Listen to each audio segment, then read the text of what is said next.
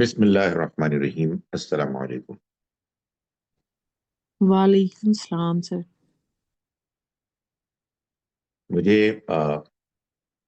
آپ لوگوں نے یہ کہا ہے کہ میں اہل خانہ اور احباب کے ساتھ برتاؤ کے معاملے میں قرآن مجید نے کیا ہدایات دی ہیں۔ میں پہلے 10-15 منٹ میں اس پر گفتگو کروں گا اور پھر ہم آپس میں اس پر ڈسکشن کریں۔ قرآن مجید میں یہ بات معلوم ہوتی ہے کہ جب ہم اہل خانہ یا اپنے گھر والوں کا ذکر کرتے ہیں، سب سے پہلے سب سے اہم ذکر والدین کا ہے۔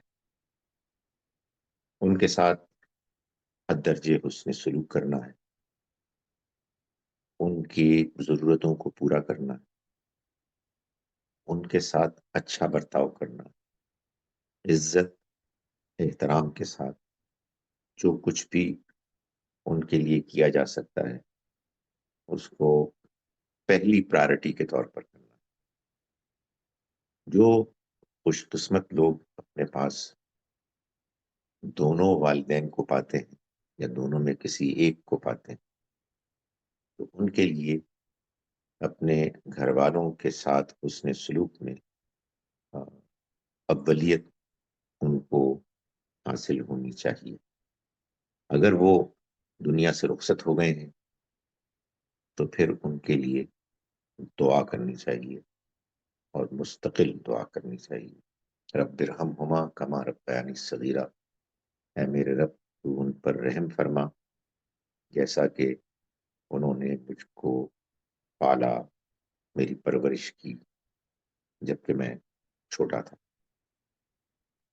اسی ضمن میں ایک عام طور پر بڑا سوال پیدا ہوتا ہے کہ اگر والدین دونوں یا ان میں سے کوئی ایک موجود ہے تو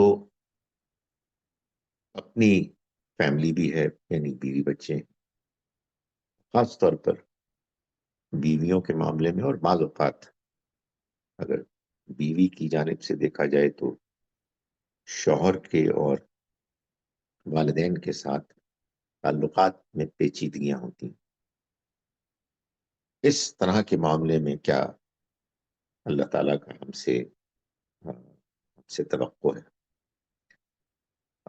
قرآن مجید میں سمجھتا ہوں کہ اس معاملے میں جو ایک اصولی بات کرتا ہے وہ یہ کہ تم کونوا قوامین بالقسط شہداء للہ، تم انصاف اور عدل کے علمبردار بن جاؤ، اللہ کے خاطر گواہی دینے والے بن کر، اگرچہ کہ یہ گواہی خود تمہارے اپنے مقاصد کے خلاف، اپنی تمہاری انٹرسٹ کی زد پر پڑے، اس پر پڑے، یا تمہارے والدین کے خلاف اس کی گواہی ہو، یا رشتہ داروں، یعنی حسن سلوک لازم ہے، لیکن اس کا یہ مطلب نہیں ہے کہ اس کی وجہ سے کسی اور کے ساتھ زیادتی کی جائے۔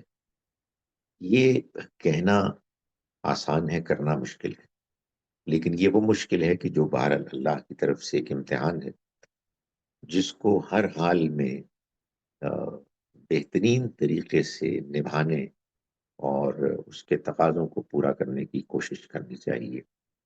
ظاہر ہے کہ یہ کیسے کیا جائے، ہر فرد کی آزمائش اس میں مختلف ہوتی ہے، لیکن یہ بات کہ یہ ایک اہم معاملہ ہے، اس کو کسی صورت بھی نظر انداز نہیں کیا جا سکتا، اور دونوں چیزوں کو بیک وقت سامنے رکھتے ہوئے، یعنی ایک جانب والدین کے ساتھ حسن سلوک اپنی بہترین شکل میں، اور دوسری جانب عدل اور انصاف کے تقاضوں کو پورا کرنا، یہ وہ بیلنس، یہ وہ توازن ہے کہ جو اللہ تعالیٰ چاہتے ہیں کہ ہم سب اختیار کریں۔ بیویوں کے معاملے میں، اور ظاہر ہے کہ بیویوں سے اگر خطاب کیا جائے گا تو شوہروں کے معاملے میں اللہ تعالیٰ نے ایک اہم بات یہ بیان فرمائی ہے سورہ النساء کی آیت نمبر 19 میں کہ وَعَاشِرُوهُنَّ بِالْمَعْرُوفِ، یعنی شوہروں کو خطاب کر کے فرمایا کہ ان کے ساتھ تم رہو، معاشرت اختیار کرو معروف کے ساتھ، معروف کے طریقے پر، دستور کے مطابق، بہترین صورت میں اس نے سلوک کرتے ہوئے۔ اور پھر ایک مسئلہ جو پیش آ سکتا ہے اس کو بیان کر کے فرمایا فَإِن كَرِهْتُمُوهُنَّ، پھر اگر تمہیں وہ ناپسند ہو، یعنی کوئی وجہ ہو جس کے نتیجے میں تمہارے اندر ان کے معاملے میں کچھ ناپسندیدگی کی کیفیت پیدا ہو رہی، تو اس پر صبر کرو، اس کو اگنور کرو۔ کیوں؟ فَعَسَىٰ أَن تَكْرَهُوا شَيْئًا، کہ یہ بالکل ممکن ہے کہ تم ایک چیز کو ناپسند کرتے ہو، اور وَيَجْعَلَ اللَّهُ، اللہ نے ٹھہرا دیا ہے فیہ، اس میں تمہارے لیے خیرن کثیرہ، بہت بڑا خیر۔ یعنی تم نے اب ایک تعلق قائم کیا ہے، یہ انسانوں کے ساتھ بڑی ایک کمزوری ہوتی ہے کہ ابتدا میں تو بڑے شوق سے وہ ایک رشتہ طے کرتے ہیں، تعلق قائم کرتے ہیں، اور پھر کچھ چیزوں کی وجوہات، عادتوں، کوئی ظاہر، کوئی عادت میں کوئی مختلف پہلو ہوتے ہیں شخصیت میں کہ جس کی وجہ سے وہ کچھ ناپسند کرنے لگتے۔ تو اللہ تعالیٰ نے فرمایا کہ دیکھو یہ بالکل ممکن ہے کہ میں کوئی چیز ناپسند ناگوار تمہارے لیے، مگر یہ تو سوچو کہ تم نے ایک اتنا بڑا فیصلہ کیا ہے، معاہدہ کیا ہے، قرآن مجید نے اس کو میثاقاً غلیظہ، ایک بہت گہرا، بہت پختہ میثاق، عہد قرار دیا ہے۔ اس کو نبھانے کے لیے اگر تم دوسرے کی کچھ کمزوریوں کو نظر انداز کر دو تو تمہیں نہیں معلوم کہ اس کے نتیجے میں اللہ نے تمہارے لیے اتنا بڑا خیر ہے کہ جس کو طے کیا ہے۔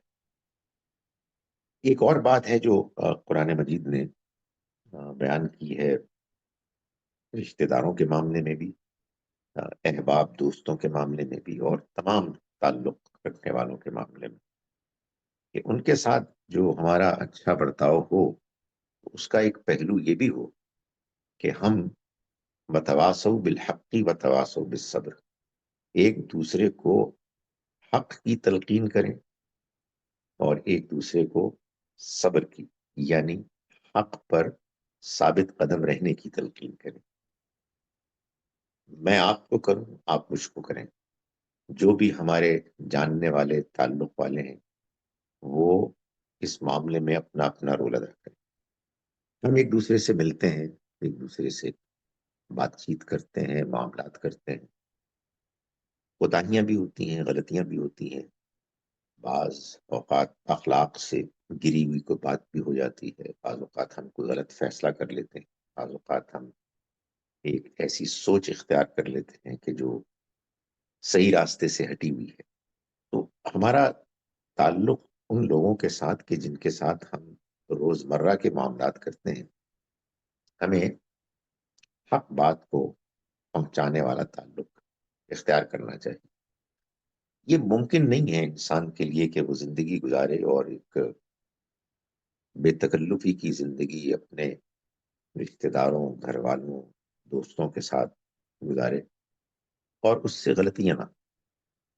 انسان کے اندر کمزوریاں ہیں، تو اللہ نے ہم سے تقاضا کیا ہے کہ ہم اس معاملے میں ایک دوسرے کے ہمدرد بنیں اور یہ رویہ اختیار کریں کہ آ، ہم ایک دوسرے کو حق کی تلقین کریں اچھے انداز میں، یعنی ہر وقت کوئی تقریر، واعظ، نصیحت، کوئی مولویانہ طریقہ اختیار کرنے کی ضرورت نہیں ہے، ایک اچھے انداز میں پوائنٹ آؤٹ کریں۔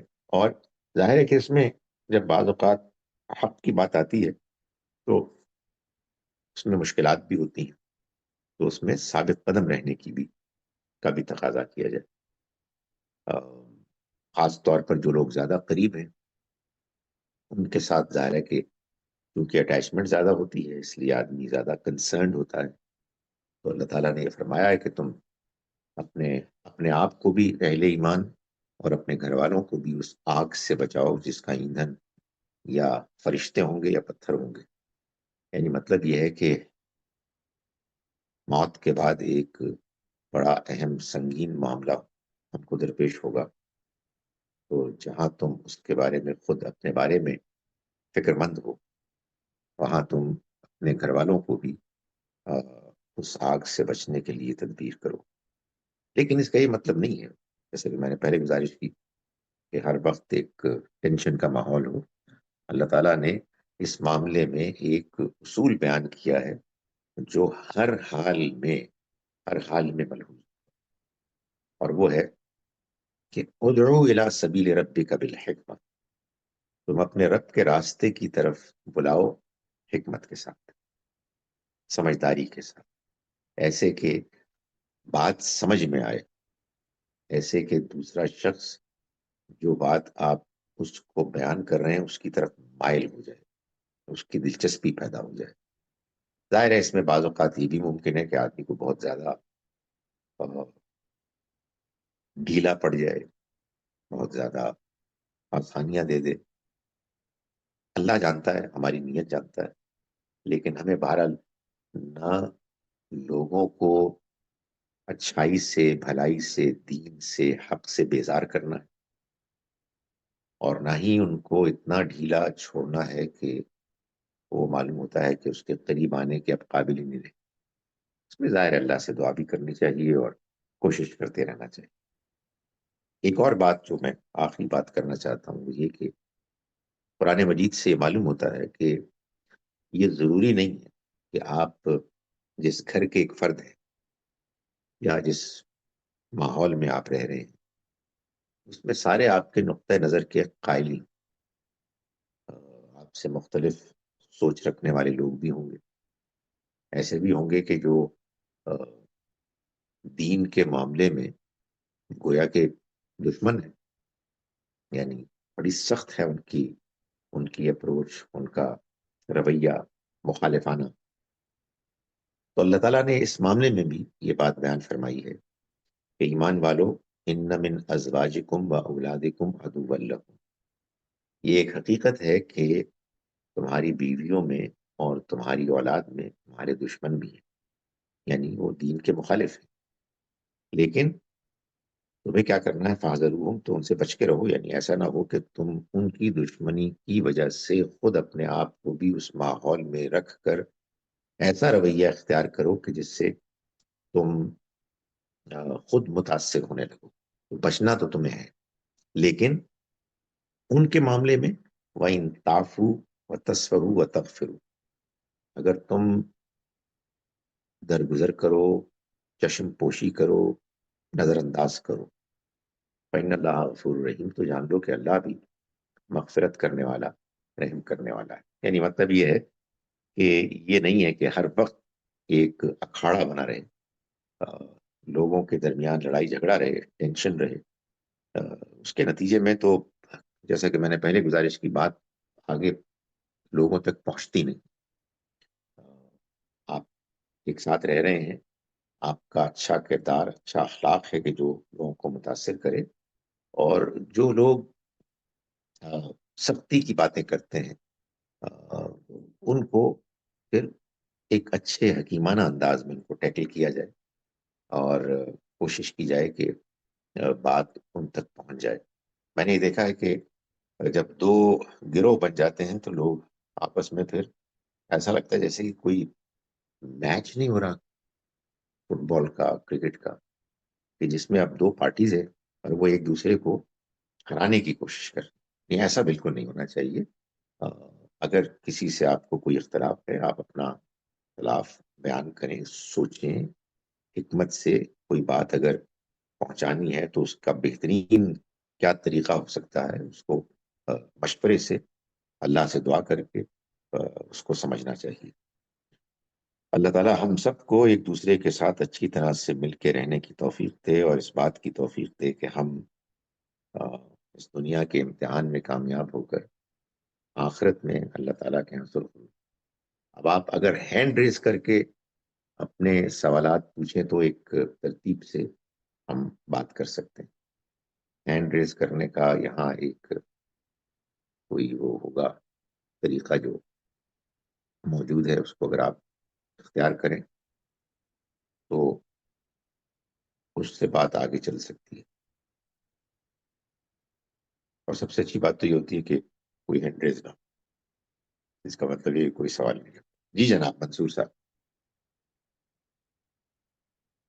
اب آپ نے اپنے آپ کو ان میوٹ بھی کرنا ہے،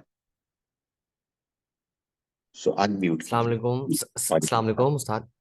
وعلیکم السلام۔ استاد جی ایک سوال تھا اسی ضمن میں کہ قرآن میں جو پایا جاتا ہے کہ آپ جتنا ظلم آپ کے اوپر ہو اس کا بدلہ اسی طرح کا ظلم یا اس کا بدلہ لے سکتے ہو، تو اس ضمن میں اگر فیملی میں فرینڈس میں کچھ کوئی اس رویے پہ آ جائے اور وہ یہ گمان کرے کہ آپ نے میرے اوپر اتنا ظلم کیا ہے، میں بھی آپ کے اوپر اتنا ظلم کروں گا یا بدلہ لوں گا، تو اس رویے کے ساتھ کس طرح سے نپٹا جائے؟ یعنی اس سوال کے جو ہے نا، اس کے عملی شکل کو جب سامنے میں رکھتا ہوں تو اس کے دو پہلو ہیں۔ ایک یہ کہ آپ سے کوئی یہ شخص کہہ رہا ہے، کوئی شخص یہ کہہ رہا ہے کہ آپ نے میرے ساتھ زیادتی کی تھی، اب میں آپ سے بدلہ لینا چاہتا ہوں۔ تو میرا یہ خیال ہے کہ وہ شخص کے جو دین پر عمل کرنا چاہتا ہے اور دین کی دعوت کو دوسروں تک پہنچانا چاہتا ہے، اس کے لیے تو یہ ایک بہت اچھا موقع ہے کہ وہ یہ کہے کہ بھائی میں نے تمہارے ساتھ زیادتی کی تھی، میں تم سے معافی بھی مانگتا ہوں، اور میں اپنے آپ کو پیش کرتا ہوں کہ تم مجھ سے بدلا لو، یہ تمہارا حق ہے۔ مجھے تم نے یہ بتایا کہ میں نے تمہارے ساتھ زیادتی کی، میں تمہارا بہت شکر گزار ہوں، اس لیے کہ اگر میں اس زیادتی کو بغیر جانے کہ میں نے یہ کی تھی میں چلا جاتا اس دنیا سے تو میں کتنا نقصان سے دوچار ہوں۔ تو آپ اس کا اعتراف کریں اور اس سے کہیں کہ آپ نے جو بدلہ لینا ہے لیں گے۔ ضدی آدمی ہے آپ کا، ایسے کوئی تعلق نہیں، ہمیں اس کو فرض کرنے کی ضرورت بھی کوئی نہیں، اس لیے کہ ہم جانتے ہی نہیں، ہم کسی کے دل میں نہیں جھانک سکتے۔ لیکن ایک دوسرا پہلو یہ ہے کہ اس نے آپ کے ساتھ زیادتی کی ہے اور آپ بدلہ لینا چاہتے ہیں، تو اللہ تعالیٰ نے یہ فرمایا کہ اگرچہ کہ آپ بدلہ اتنا تو لے سکتے ہیں کہ جتنا آپ کے ساتھ زیادتی ہوئی ہے، لیکن اس سے زیادہ نہیں لے سکتے، اور اگر آپ معاف کر دیں تو یہ زیادہ بہتر ہے۔ تو دیکھیں، دو لیولز ہوتے ہیں معاملات کرنے کے، ایک عدل اور ایک احسان۔ عدل آپ کا حق ہے، لیکن احسان یہ لازماً بہتر رویہ ہے، اور خاص طور پر اگر آپ معاشرے میں دعوت کے مقام پر کھڑے ہیں تو آپ کو احسان ہی کا رویہ اختیار کرنا چاہیے، جیسا کہ قرآن مجید نے یہ بتایا ہم کو سورہ حامیم سجدہ میں کہ برائی اور اچھائی برابر نہیں ہو سکتے، اس لیے تم برائی کا جواب اچھائی سے دو، ادفع باللتی ہی احسن۔ پھر معلوم ہے کیا ہوگا؟ وہ کہ جس کے اور تمہارے درمیان دشمنی تھی وہ تمہارا گہرا دوست بن جائے گا، مگر یہ جان لو کہ یہ نہیں نصیب ہوتا مقام سوائے ان لوگوں کو کہ جو صبر کرنے والے ثابت قدم لوگ، اور یہ مقام صرف انہی کو نصیب ہوتا ہے جو بڑے نصیب والے ہیں۔ اس راستے میں اگر تمہیں شیطان اکسائے تو تم اللہ کی پناہ مانگو، جان لو کہ اللہ سننے جاننے والا ہے۔ جی سلمہ صاحبہ، آپ انمیوٹ کریے اپنے آپ۔ جی انمیوٹ تو آپ نے کر لیا، لیکن اب آپ کو بولنا بھی پڑے گا۔ اچھا آواز نہیں آ رہی ہے آپ کی، یعنی میرے سامنے۔ جی اب آ رہی ہے۔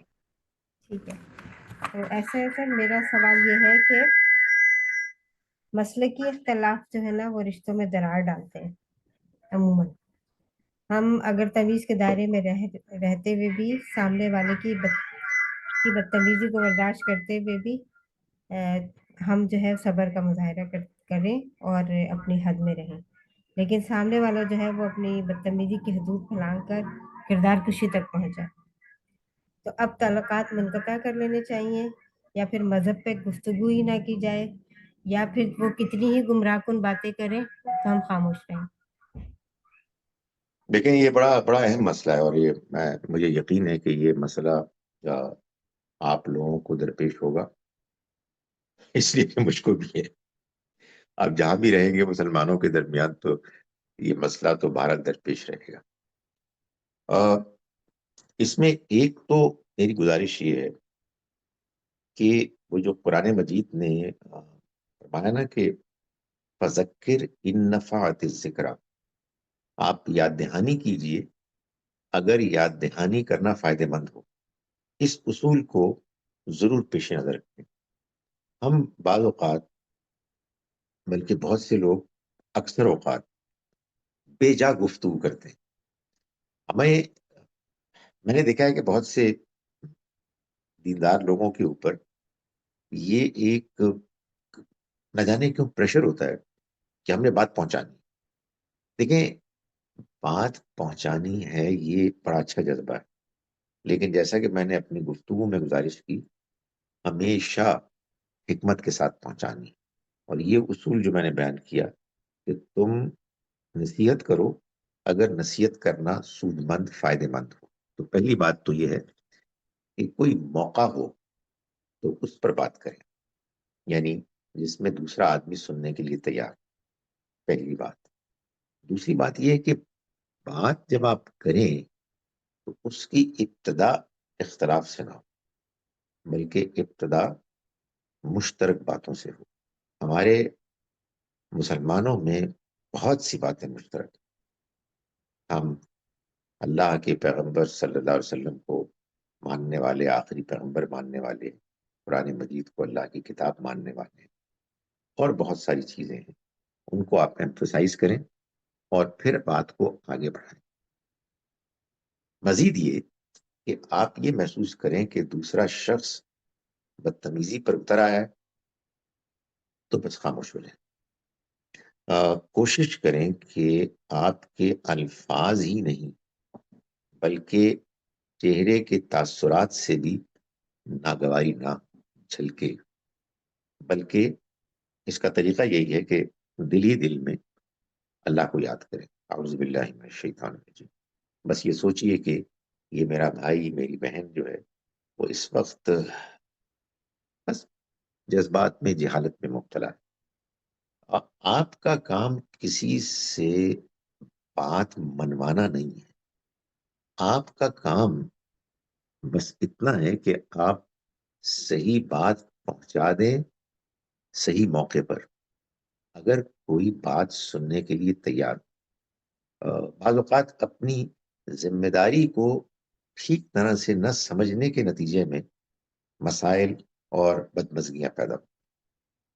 جتنا ضروری یہ بات ہے کہ ہمیں صحیح بات دوسروں تک پہنچانی ہے، اتنا ہی ضروری یہ بھی ہے کہ ہم اس بات کے پہنچانے کے لیے موقع فراہم کریں. اور آپ یقین جانیے کہ موقع اللہ تعالیٰ فراہم کرتا ہے، مہیا کرتا ہے، حالات پیدا کرتا ہے.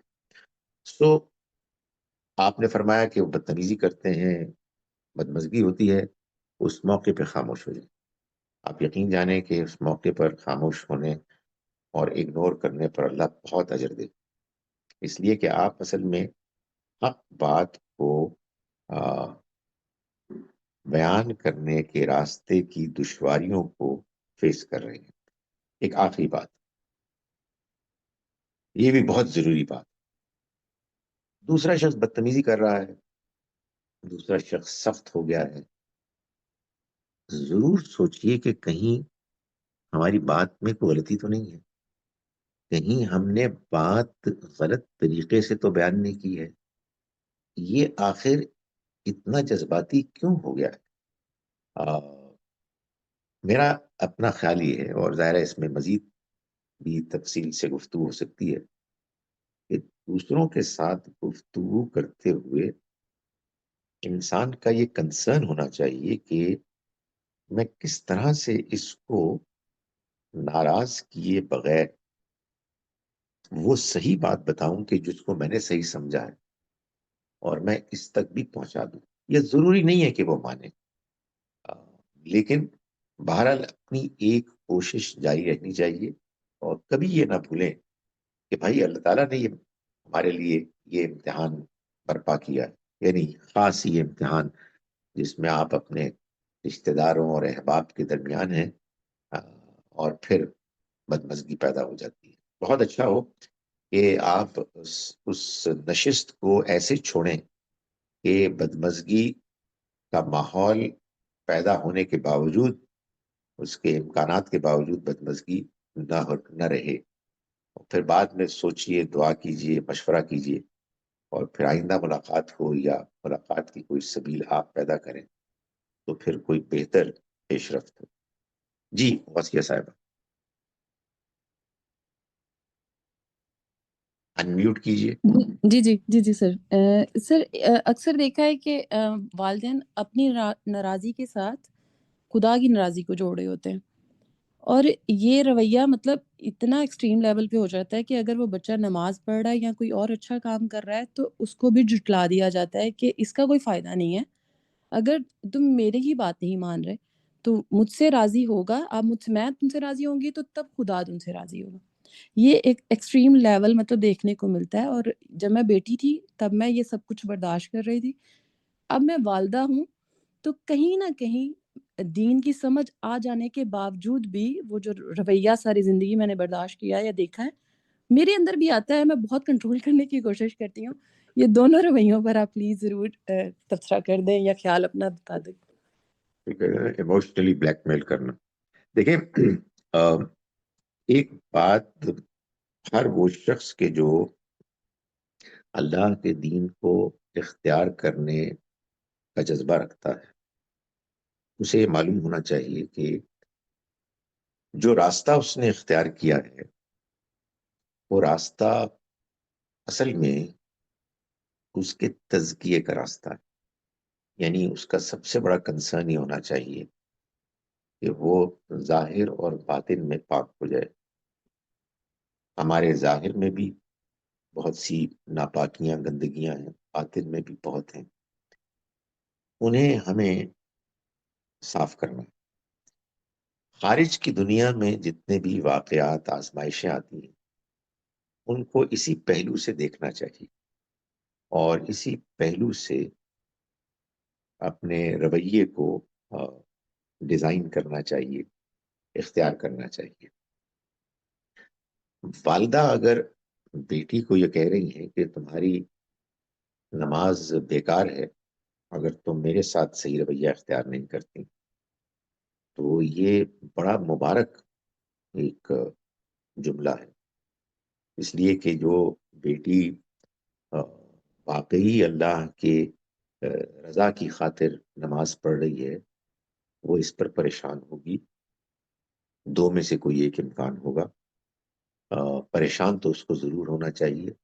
یہ بات کہ وہ یہ سوچ کر اس جملے کو، اس تبصرے کو مسترد کر دے کہ یہ مجھے، جیسا کہ میں نے گزارش کی، ایموشنلی بلیک میل کر رہی ہیں، نہیں، یہ ٹھیک نہیں ہے.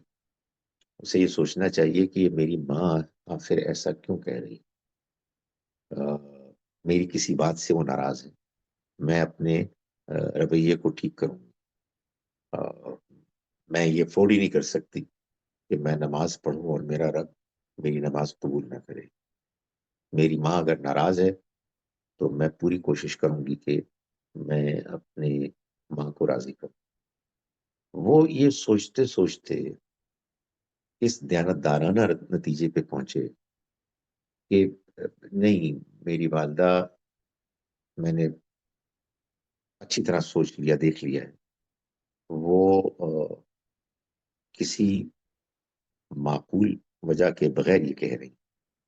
تو پھر وہ انشاءاللہ ان کے اس تبصرے سے متاثر نہیں ہوگی، لیکن بہرحال پریشان ہونا چاہیے، کوشش کرنی چاہیے کہ اگر ان کا ناراض ہونا کوئی بہت زیادہ جسٹیفائبل نہیں ہے، تب بھی اس کو بحث کا کوئی موضوع مضمون نہیں بنانا چاہیے، بلکہ ان کو آگے بڑھ کر بعض اوقات ان کی ناجائز جو ہیں فرمائشیں یا ایکسپیکٹیشنز، ان کو بھی پورا کرنے کی کوشش کرنی چاہیے۔ جب ماں باپ کی رضا میں اللہ کی رضا ہے، تو سوائے اس کے کہ وہ آپ کو کوئی غیر اخلاقی یا دین کی مخالف بات کہیں، ان کو خوش کرنے کی کوشش کرنی چاہیے۔ آپ ماں ہیں اور اپنی بیٹی کو ایسی بات کہتی ہیں، نہیں، اس سے گریز کریں، اور بیٹی کی نماز پڑھنے پر خوش ہوں، اس کو شاباش دیں اور اس کو پیار سے سمجھائیں کہ دیکھو بیٹی، جب تم اتنا بڑا کام کر رہی ہو کہ اپنے رب کے آگے جھکتی ہو، تو میں تمہیں بتانا چاہتی ہوں کہ تم نے جو فلاں بات کی تھی، اس سے مجھے تکلیف ہوئی تھی۔ میری دعا ہے کہ تمہاری ہر نماز بہترین نماز کی صورت میں اللہ کے یہاں قبول ہو، لیکن بیٹی میرا بھی خیال رکھا کرو، اور مجھے یہ چیزیں نہیں پسند ہیں۔ میں آپ کو یہ بتاؤں کہ دنیا میں میرے خیال میں اللہ کی سب سے بڑی نعمت اگر انسان کو کوئی میسر ہو سکتی ہے، سب سے بڑی نعمت وہ ہے سیلف کرٹیسزم، اپنا محاسبہ کرنا، اپنے آپ کو بار بار ٹٹولنا کہ میں کہیں غلط تو نہیں ہو گیا، اگر میں غلط ہو گیا ہوں تو اس کی اصلاح کیسے ہو سکتی ہے۔ تو آپ اگر یہ رویہ اختیار کریں تو پھر جس کو کہتے ہیں نا توپ کا رخ دوسرے کی جانب نہیں ہوگا، اپنی جانب۔ اچھا، اس میں ایک مشکل ہے، وہ مشکل میں بڑے آرام سے بات بیان کرتا تھا، تو ایک مجلس میں نے کی، تو کسی نے مجھ کو کہا کہ یہ آپ جو بات کر رہے ہیں اس سے بہت تکلیف ہوتی ہے، یہ تو آپ زندگی پر بات کرنے والی بات ہے۔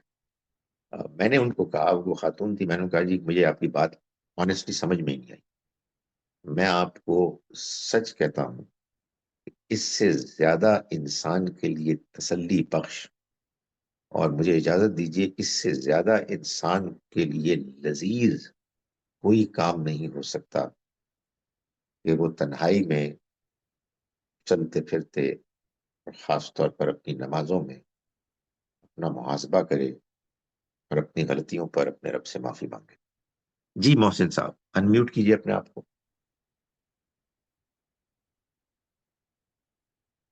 جی پوچھیے،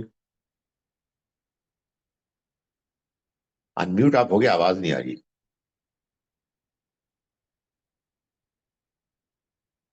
تو اگر ابھی یہ کوئی السلام معاملہ علیکم وعلیکم السلام، جی جناب۔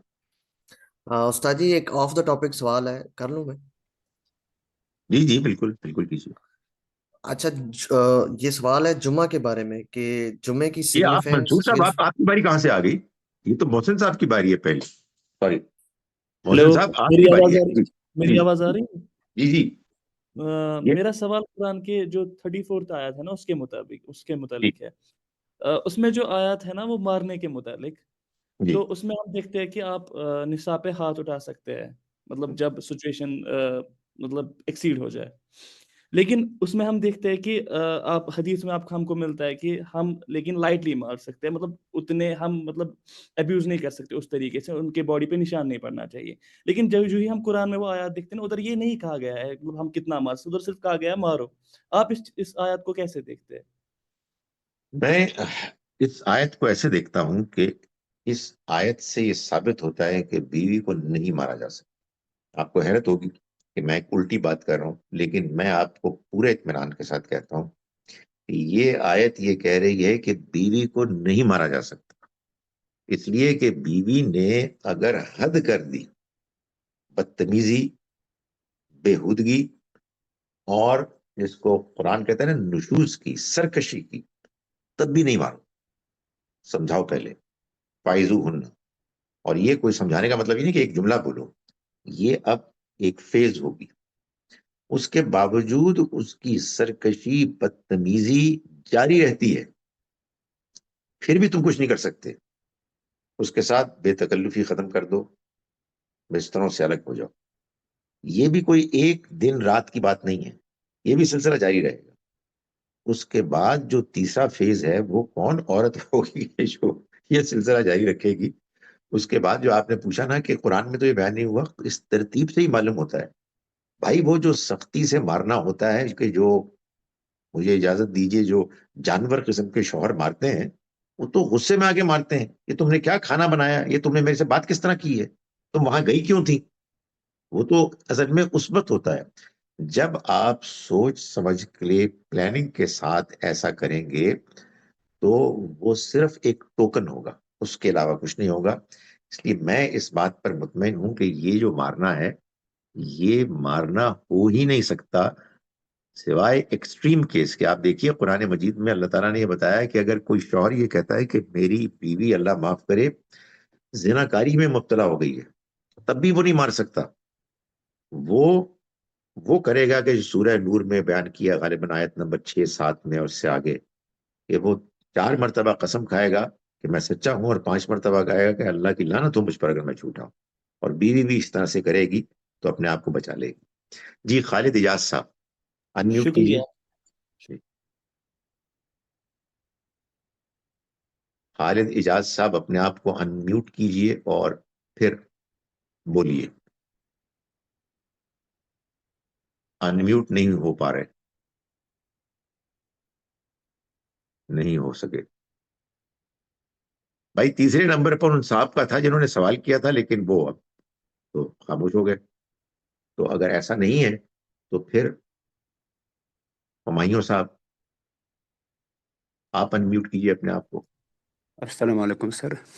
وعلیکم السلام. جی سر میرا سوال جو ہے وہ یہ ہے کہ جب ہم کسی سے بات کرتے ہیں، کسی مسئلے پر یا کسی موضوع پر بات کرتے ہیں، تو وہ ہماری بات سننے کے بجائے جہالت پر اتر آتا ہے، یعنی وہ استحقاق یا استہزاء پر اتر آتا ہے، مذاق اڑاتا ہے. پھر بھی ہمارا جو رویہ ہوتا ہے بہت مہذبانہ ہوتا ہے، ہماری روش بہت اچھی ہوتی ہے، پھر بھی وہ ہماری بات ماننے سے قاصر ہے. تو پھر اس معاملے میں ہمارا رویہ، ہمارا مطلب آگے کا عمل کیا ہونا چاہیے؟ دیکھیں، آپ نے اگر یہ اپنا مسئلہ بنا لیا ہے نا کہ مجھے لوگوں تک بات اچھے طریقے سے پہنچانی ہے، تو آپ یقین جانیں کہ آپ کا یہ مسئلہ، یہ پریشانی، یہ بے چینی آپ کو اس معاملے میں مجتہد بنا دے گی. یعنی آپ خود راستے ڈھونڈیں گے. آپ نے جو اسپیسیفک سوال کیا ہے اس کا جواب یہ ہے کہ وہ آپ کے ساتھ تحقیر کا رویہ اختیار کرتا ہے. آسان تو نہیں ہے لیکن اس کی مشق کرنی چاہیے. یہ ضروری ہے کہ آپ اس وقت بغیر کسی رد عمل کے کوئی اور موضوع چھیڑ دیں. اس صورتحال میں بدمزگی پیدا کرنے کی بجائے آپ موضوع کو ہی ٹال دیں، کوئی اور بات شروع کر دیں، اور پھر اس کے بعد 2 میں سے کوئی ایک طریقہ اختیار کریں. یا تو آپ طے کر لیں کہ میرے لیے ممکن نہیں ہے کہ میں اس شخص کو سمجھا سکوں، اس لیے ممکن نہیں ہے کہ میں نہیں ڈیل کر سکتا. یہ مطلب نہیں ہے ضروری کہ وہ برا آدمی ہے. اپنی غلطی کو مان لینا چاہیے کہ بھائی میرے سے اس کے ساتھ اس موضوع پر کمیونیکیشن نہیں ہو سکتی. کسی صورت بھی میں آپ سے گزارش کروں، دین کا پیغام پہنچاتے ہوئے اپنے آپ کو اللہ تعالیٰ کے منصب پر نہیں بٹھانا چاہیے، جو ہمارے بہت سے لوگ کرتے ہیں. یہ گمراہ ہے، اس کا دل بند ہو گیا ہے، زنگ آلود ہو گیا ہے، یہ کافر ہے، یہ فاسق ہے. نہیں، یہ ہمارا کام ہی نہیں. ہمارا کام صرف پہنچانا ہے، اور پہنچانے میں بھی اگر دوسرا آدمی ظاہر کر رہا ہے کہ اس کی دلچسپی نہیں ہے یا آگے بڑھ کر وہ ایگریسو ہو رہا ہے تو بس آپ اس وقت گفتگو کو روکنے کی کوشش کریں، کوئی رد عمل ظاہر نہ ہو جائے تو بعد میں معافی مانگ لیں. ہم نے پازیٹیو کام کرنا ہے بھائی، ہم نے لمحہ کے سامنے اپنے نمبر بنانے ہیں، تو ہم اس طرح کی غلطی کیوں کریں کہ جس میں جھگڑا ہو. اور سچی بات ہے وہ ایگو ہوتی ہے، میرے اندر بہت ہے. فوراً موقع پر آدمی صحیح رویہ اختیار نہیں کر پاتا، تو بعد میں سوچنے کے بعد اپنے آپ کو ٹوکے، جیسا کہ میں نے گزارش کی کہ انسان سیلف کرٹیسزم کی کو اختیار کرے، اور اگر احساس ہو جائے کہ نہیں یار گڑبڑ ہو گئی تھی، مجھے خواہ میں نے ایک غلط بات کی یا سخت بات کی، تو اس کو کوئی نرم میسج بھی بھیج دیں. مجھے تو آج بہت پسند آتا ہے یہ واٹس ایپ کا میسج یا کوئی اور SMS، اس طرح آپ میسج کر دیں اور کوئی اچھی بات، نرم بات، خیر سگالی کی بات کر دیں. جی منصور صاحب. سر میرا سوال جمعہ کے بارے میں تھا کہ جمعہ کی جو سگنیفیکینس ہمارے یہاں پائی جاتی ہے عام طور پہ، وہ حدیث میں بھی کچھ غیر معمولی طور میں درج ہوئی ہے. اس کے پیچھے حقیقت میں ریشنل کیا ہے؟ اس ریشنل کو اگر واضح کر دیں آپ. دیکھیں ہماری 5 جو نمازیں ہیں دن کی، اس میں بھی ہم کو یہ کہا گیا ہے کہ ہم باجماعت نماز پڑھیں، لیکن جو جمعے کی نماز ہے وہ تو ہفتے میں ایک مرتبہ آتی ہے، اور ایک بڑا وہ ایک اکٹھ ہوتا ہے. جب نبی صلی اللہ علیہ وسلم کے زمانے میں اس کو انٹروڈیوس کیا گیا اور بعد میں خلفائے راشدین کے زمانے میں اس کو پڑھا گیا، تو اس کا اصل تو مقصد یہ تھا کہ جو مسلمان حکمران ہیں وہ عوام الناس کے سامنے آ کر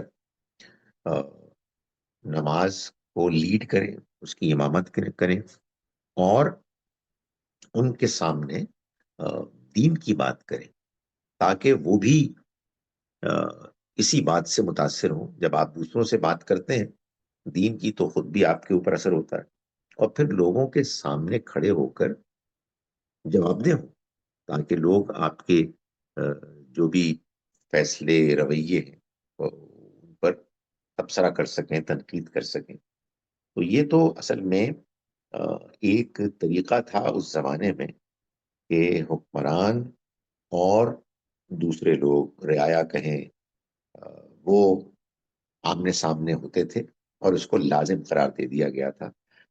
اب ظاہر ہے کہ وہ اس آئیڈیل شکل میں تو جمعہ نہیں ہو رہا، مگر یہ ہے کہ اس موقع پر بھی چونکہ ہم مسلمان بڑی تعداد میں اکٹھے ہوتے ہیں، تو یہ ایک اچھی ایک مطلوب علم ہوتا ہے کہ صورت پیدا ہو جاتی ہے کہ ہم ایک دوسرے کو جان سکیں، ایک دوسرے کے احوال. اور پھر ایک بڑی تعداد میں جب اکٹھے ہوتے ہیں تو ایک دل پر اچھا اثر ہوتا ہے کہ ہم سب مسلمان اللہ کے ماننے والے، اس کی عبادت کرنے والے ہیں. لیکن بہرحال ہمارے ہاں اس میں بہت سی خرابیاں در آئی ہیں جن کی اصلاح ہونی چاہیے. یہ آخری سوال ہے جی غوثیہ صاحبہ. جی سر، ہمارے ہاں اکثر روایت سے چل گئی ہوئی ہے کہ خاندان کی ناراضگی کو ہم مطلب اس قدر شدید لے لیتے ہیں. معذرت کے ساتھ میں پھر اسی پر بات کر رہی ہوں، لیکن تھوڑا فائدہ اٹھاتے ہوئے کہ آج فیملی کی بات ہو رہی ہے.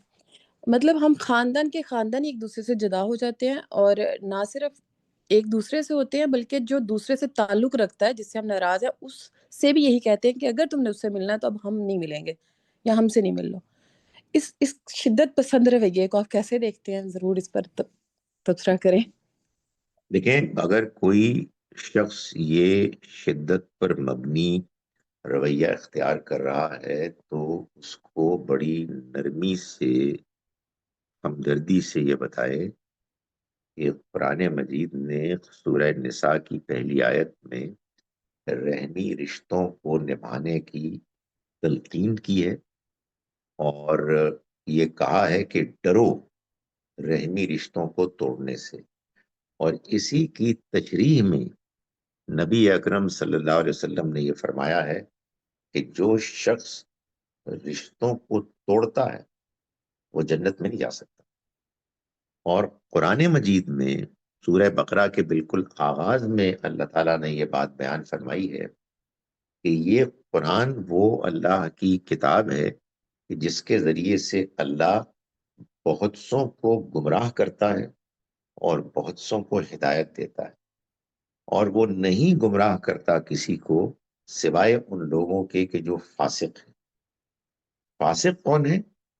فاسق وہ ہیں کہ الذین ینقضون عہد اللہ من بعد میثاقہ، جو اللہ سے کیے ہوئے وعدوں کو ان کے پختہ ہو جانے کے بعد بھی توڑتے ہیں۔ وَيَقْطَعُونَ مَا أَمَرَ اللَّهُ بِهِ أَن يُوصَلَ، اور وہ کاٹتے ہیں اس کو کہ جس کو اللہ نے حکم دیا کہ جوڑا جائے، یعنی رحمی رشتوں کو۔ یہی لوگ ہیں کہ جو نقصان سے دوچار ہونے والے ہیں، یہی لوگ ہیں کہ جو زمین میں فساد مچا رہے ہیں، یہی لوگ ہیں کہ جو اللہ نے جو رشتے ناطے دیے ہیں ان کا وہ لحاظ نہ رکھ کے اپنے آپ کو اللہ کی ہدایت اور اس کی رحمت سے محروم کر رہے ہیں۔ بات سخت ہے، نرمی کے ساتھ بیان کریں، ہمدردی کے ساتھ بیان کریں، امید ہے کہ لوگ بات سمجھیں گے۔ انشاءاللہ جی آپ سے پھر ملاقات ہوگی، امید ہے اگلے جمعے۔ السلام علیکم ورحمۃ اللہ وبرکاتہ۔ وعلیکم السلام ورحمۃ اللہ